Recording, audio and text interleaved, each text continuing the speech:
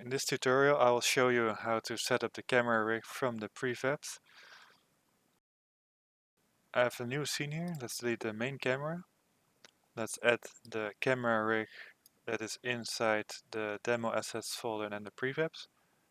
That's already inside the package, by the way. And now I add a cube object and set the position, Z position to 0. And remove the box collider and add a 2D collider. Let's scale it by 20 or so. This is the floor now for our player. I add this player model. I have also in the demo scenes. It's the ball player. I add the ball to the target rigid body of the camera rig. Also note that the camera rig starts at -10 in the z-axis. That is for the offset between the ball and the camera. So if everything works properly, we can play it and we should see that the ball gets tracked. Can change some settings here as well.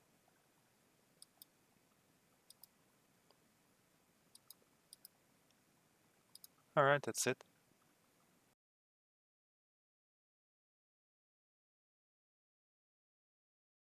I will show you some of the tracker settings. Let's turn off velocity tracking first and look ahead times to 0. Now we have positional tracking. It lags the player a bit. The lag gets increased if we increase the smooth time. So it takes a bit longer to converge towards the player's position. Let's set it back to about 0.15. We can also track velocity. As you can see, this tracks the player perfectly. This tracks the player perfectly when it has constant velocity. And we can also enable acceleration tracking. It will take into account acceleration of the player.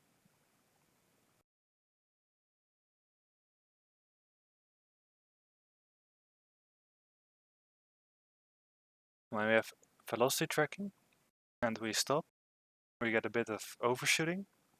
Let's exaggerate it a bit by increasing the smooth time. It overshoots quite a lot. We can turn this off by enabling anti-overshoot. And as you can see, it doesn't overshoot anymore.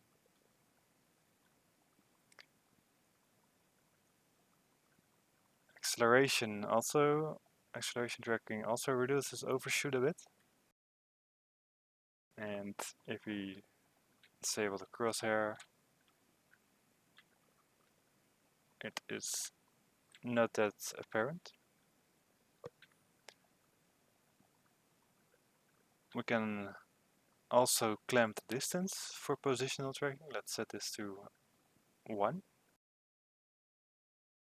Decrease the smooth time and see what happens. Now it will track the player, and once it gets out of the max range of the max distance, it will just clamp itself towards that point.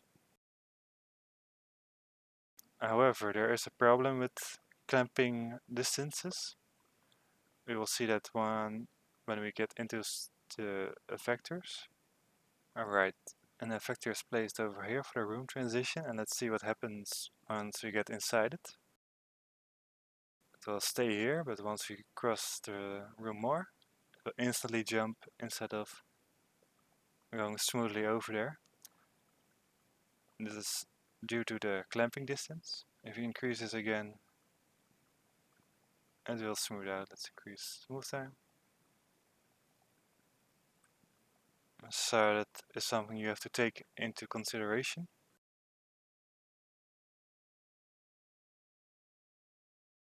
I also have a lead/lag setting. And let's use velocity tracking for that. This will lead the player a bit.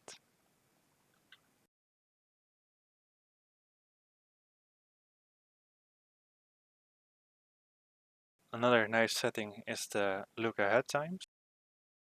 This means the player will look ahead some amount of seconds if there is a collision, and if there is a collision it will compensate for that collision, so it will anticipate where the player is going to be.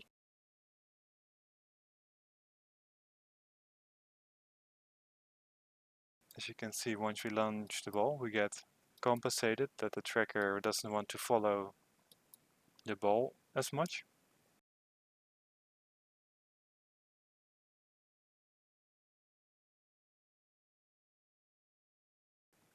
Alright, that's it.